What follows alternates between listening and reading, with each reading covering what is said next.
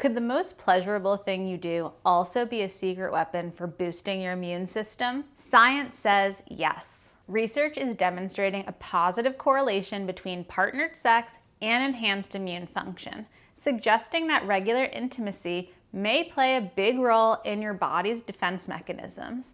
And also, solo sex seems to work too. I'm Amanda. I have a PhD in clinical sexology, and my dissertation was on long-term couples who are highly sexually satisfied. Today, we're answering the question, does sex actually boost your immune system? This video is educational, not medical advice. So let's start with what the actual science says and what it definitely does not say. One of the most cited studies is from Wilkes University back in 2004.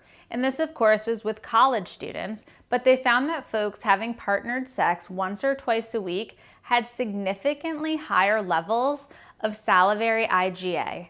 That's an antibody for colds and flus. Then, during COVID, they did some more studies. A 2021 study suggested that higher sexual frequency was linked to better immune markers. And it was also linked to lower rates of infection in their sample. That's super interesting because recent observations continue to show a connection between pleasurable intimacy and lower stress hormones. Important caveat, the benefit seems to peak at moderate frequency. Too little or way too much doesn't show the same boost. So how does this actually work and how does it happen in your body? Partnered sex and affectionate touch with someone you trust releases oxytocin, that bonding hormone.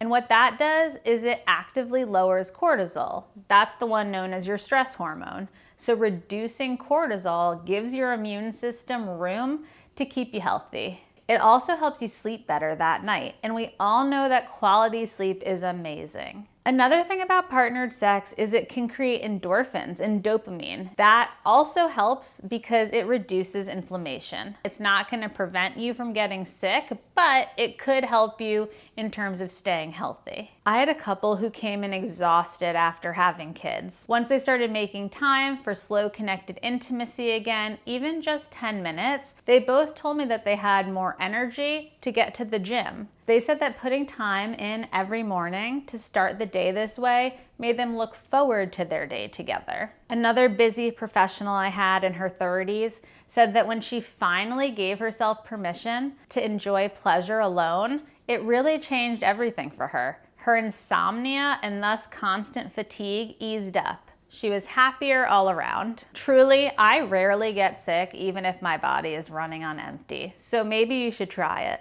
So how can you actually get these benefits in real life? Focus on quality connection over quantity. One time a week of truly consensual, pleasurable connection beats forcing a number for the sake of repetition. Things like affection outside the bedroom trigger connection. A playful booty slap, a hug, tapping foreheads with one another, touching each other in the hallway. This triggers that cortisol drop because you're increasing the oxytocin. If you're someone dealing with chronic illness, pain, immune issues, obviously be kind to yourself.